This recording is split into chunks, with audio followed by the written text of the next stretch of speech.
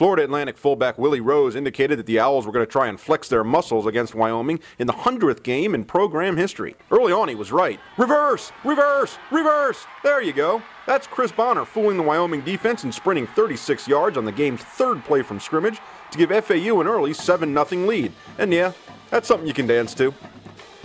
The Owls' second drive didn't produce any points, but there was a milestone. This catch by Cortez Jett was the 137th of his career. That's a new school record.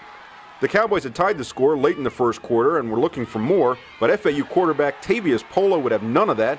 That's a pick. That's a 16-yard return for a touchdown. That's the Owls with a 14-7 lead. He just threw me the ball. I was in the flats, and I guess he misread me, and he just threw it, and I went up and got it. Bit of a scary moment late in the first. 93 is Jarvis Givens. He's rushing the passer. He suffers a neck injury and lay motionless on the ground for about 15 minutes. He was carted off, taken to the hospital. He did give the thumbs up. And late word was that he suffered a stinger, and he should be fine, so that's good news. Wyoming tied the game at 14 on this Brandon Stewart 23-yard run midway through the second, and the Cowboys took their first lead on this Ian Watts 39-yard field goal in the half's closing seconds. Alvester Alexander's short touchdown run midway through the third pushed the Cowboys' lead to 24-14, but less than 2 minutes later it was Alfred Morris with a 14-yard touchdown run of his own. FAU retook the lead early in the fourth when Rusty Smith found tight end Darian Williams for his second career touchdown.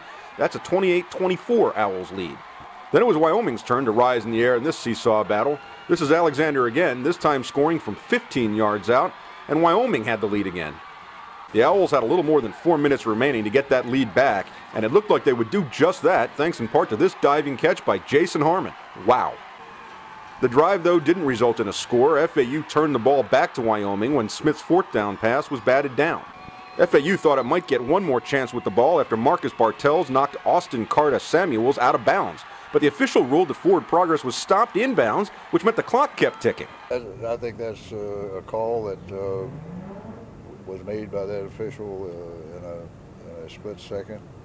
He was obviously contacted, our players contacted him before he was out of bounds, and their momentum carried him and they out of bounds. And some officials would have called that in and some would have called it out. FAU's last shot was to return a punt for a touchdown, but Polo used up all his magic earlier in the game. He gets stopped well before the end zone. FAU's 100th game doesn't produce the memories that the Owls would have liked. FAU falls to 0-4 with a 30-28 loss to Wyoming. We came up short. I'm not going to dog cuss my team. I'm not going to cut my throat. I'm not going to do anything but go back to the practice field and practice. And as usual, we'll get better, and we'll be better at the end of the year than we were at the beginning of the year. Bringing the story to FAUOwlaccess.com, I'm Chuck King.